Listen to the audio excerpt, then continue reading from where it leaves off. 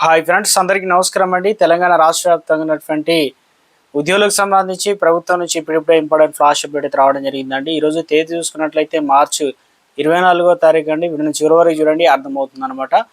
ఈ వీడియోలో వచ్చేసి 2 నుంచి 3 అప్డేట్స్ అయితే ఉన్నాయి. చివరి వరకు చూసినట్లయితే తెలుస్తుంది. మొదటిసారి ఛానల్ వస్తే తప్పకుండా సబ్స్క్రైబ్ చేసుకోండి. చూస్తున్నారు కానీ లైక్ చేయడం మర్చిపోతున్నారు, వెంటనే లైక్ చేయండి. వీళ్ళకైతే వెళ్ళిపోదామండి. మొట్టమొదటి అప్డేట్ వచ్చేసి డిఏలకు సంబంధించి అప్డేట్ అయితే ఇవ్వడం జరిగిందండి. పెండింగ్ డిఏలకు సంబంధించి ముఖ్యంగా దేశంలో ఏ రాష్ట్రంలో లేని విధంగా రాష్ట్రంలో ప్రభుత్వ ఉద్యోగులకు ఏకంగా 5 డిఏలను ప్రభుత్వం పెండింగ్లో పెట్టిందంటే వాటిని ఎప్పటిలోగా చెల్లిస్తారో బీఆర్ఎస్ నేత డిప్యూటీ సీఎం అయితే డిమాండ్ చేయడం జరిగిందనమాట.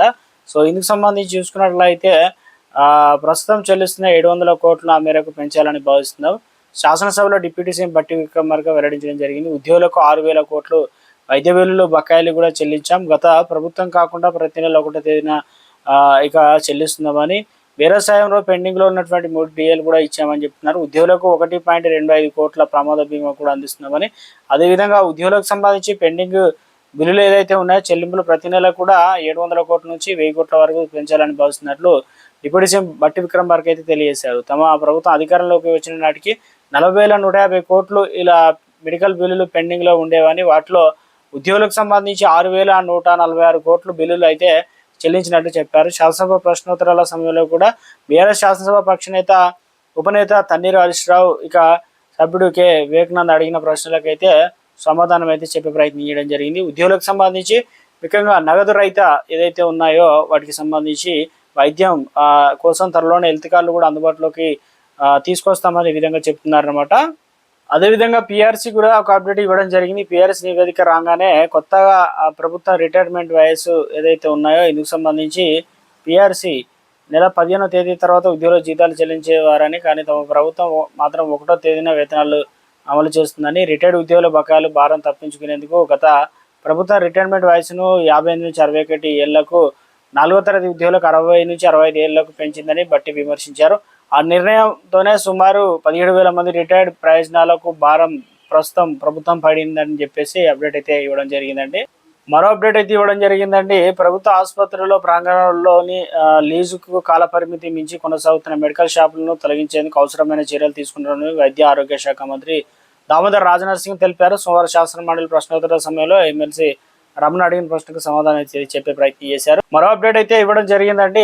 రిటైర్డ్ ఉద్యోగులకు ఆర్థిక ప్రయోజనాల విడుదలపై ప్రభుత్వానికి హైకోర్టు స్పష్టీకరణ. ఎందుకంటే ధిక్కారణ పిటిషన్ పైన విచారణ, ఆర్థిక శాఖ ముఖ్య కార్యదర్శి కోర్టుకు రాకపోవడం పైన ఆగ్రహం వ్యక్తం చేసింది. ఆన్లైన్ ద్వారా హాజరైన సందీప్ కుమార్ సుల్తానియా పైన ధర్మాసనం అయితే ప్రశ్న వర్షం కురిపించిందనమాట. ఎందుకంటే తొలుత ఈ నెల 30 చెల్లింపు పూర్తి చేస్తామని సుల్తానియా అనంతరం వచ్చే నెల 9 వరకు గడువు ఇచ్చిన కోర్టు అదే రోజు విచారణకు అయితే వాయిదా వేసిందనమాట. పదవి విరమణ తర్వాత ప్రభుత్వ ఉద్యోగులకు సంబంధించి ఇతర ప్రయోజనాలు చెల్లించాలని గతంలో ఇచ్చిన ఆదేశాలు అమలు చేసేందుకు రాష్ట్ర ప్రభుత్వానికి ఏప్రిల్ 9 వరకు హైకోర్టు డెడ్లైన్ విధించింది. ఆర్థిక శాఖ ముఖ్య కార్యదర్శి సందీప్ కుమార్ సుల్తానియా హామీని రికార్డు చేసిన ధర్మాసనం ఒకవేళ నిధులు విడుదల చేయకుంటే ప్రతి వాయిదాకు ఆయన హాజరు కావాల్సి ఉంటుందని చెప్పేసి హెచ్చరించింది. ఇక అంతకుముందు విచారణకు సందీప్ కుమార్ సుల్తానియా నేరుగా కోర్టుకు హాజరు కాకపోవడంతో తాము మందులిచ్చాక ఆన్లైన్ ద్వారా హాజరు అవ్వడం పైన న్యాయస్థానం ఆగ్రహం వ్యక్తం చేసింది. కనీసం కోర్టుకు హాజరయ్యే పద్ధతి కూడా తెలియదా, ఇక ఏదైతే బండి నరేష్ పేరుతో ఆన్లైన్లో హాజరయ్యారు, ఇక మీ పేరే అదేనా, మీరు ఆర్థిక శాఖ ముఖ్య కార్యదర్శి అని కోర్టు అయితే తెలుస్తుందని, ఎవరి పేరు స్క్రీన్ పై ఉంటే మీరు హాజరవుతారని, ఉద్యోగుల రిటైర్మెంట్ బకాయిలు ఉత్తర్వులు ఇచ్చిన ఏడాది దాటింది. పిటిషన్లు వేసిన వారిలో 83 మంది మృతి చెందారన్నమాట. నెలల తరబడి వాయిదాలు ఇచ్చామని, ఇక పదవి విరమణ ప్రయోజనాలు ఉదారంగా ఉంటుందని, పెండింగ్లో ఉన్నటువంటి 2,600 టోకెన్లు ఏదైతే ఉన్నాయో రిటైర్మెంట్ ప్రయోజనాల విడుదలకు సంబంధించి 3,656 టోకెన్లు జారీ.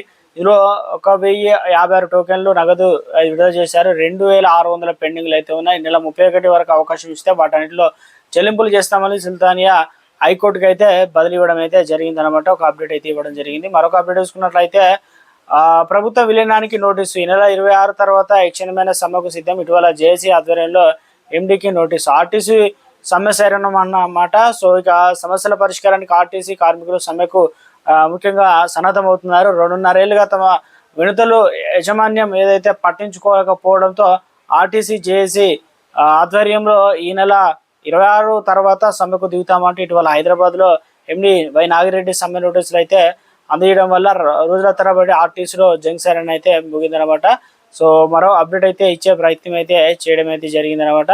సో ఇక రాష్ట్రంలో పరిశ్రమలపై అంటే పరిశ్రమలు పెడుతున్న ప్రాంతాల్లో స్థానిక ఉద్యోగులు లభించడం లేదు, ఇది సరైనది కాదు, తప్పనిసరిగా పరిశ్రమల స్థానికులకు ఉద్యోగ అవకాశాలు కల్పించాలని, ప్రభుత్వం కంపెనీలకు రాయితీ ఇస్తున్న స్థానికులకు ఉద్యోగాలు ఇవ్వాలని కూడా, ఇతర ప్రాంతాల వారి ఉద్యోగాలు తీసుకుంటున్నారని స్థానిక ఉద్యోగాలు ఇవ్వాలని పరిశ్రమలపై ప్రభుత్వం చర్యలు తీసుకోవాలంటున్నారు. ఒక అప్డేట్ అయితే ఇచ్చే ప్రయత్నం అయితే చేయడం జరిగిందనమాట. ఇక జీతం ఏఐతోనే ఊతం అనే విధంగా ఇచ్చారు. సో ఇంకా వేతనం పెంపుపైన చర్చల సన్నద్ధం, కృత్రిమ మీద వినియోగం అంటూ ఒక అప్డేట్ అయితే ఇవ్వడం అయితే జరిగిందండి. సో ఇందులో చూసుకున్నట్లయితే ఇదైతే ముఖ్యంగా రిహార్సల్ భాగస్వామి ఏ టూల్ స్థానానికి దీనివల్ల ప్రయోజనాలు అయితే ఉన్నాయనే విధంగా చెప్తున్నారనమాట. టెక్ ఏదైతే దిగ్గజ డిలైట్ రూపొందించిన గ్లోబల్ జెన్జీ మిలియనీర్ సర్వే ప్రకారం మారుతున్న పని వాతావరణం అంచనాలకు అనుగుణంగా ఎదగడం, నైపుణ్యం సంపాదించుకోవడం అనేది చాలా అవసరం అంటున్నారు. సో ఇక మొత్తానికి ఒక అప్డేట్ అయితే ఇచ్చే ప్రయత్నం అయితే చేయడం జరిగిందనమాట. ఇక మొత్తానికి తెలంగాణ రాష్ట్ర వ్యాప్తంగా ఉన్నటువంటి మరొక అప్డేట్ అయితే ఇచ్చే ప్రయత్నం చేశారు.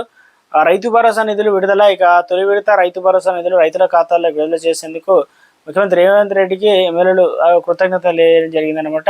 ఇటీవల కాలంలో ఇవ్వడం అయితే జరిగింది కదా, దీనికి సంబంధించి ఒక అప్డేట్ ఇచ్చారు. ఇక మరొక అప్డేట్ అయితే ఇచ్చారు. ఏ ఉద్యోగి కుటుంబం రోడ్డున పడొద్దు, కష్టకాలంలో అండగా ఉండాలన్న ఆలోచనలతోనే సర్కారు ముందడుగు, జీవిత బీమాతో ధీమా బతకాలని సీఎం రేవంత్ రెడ్డి.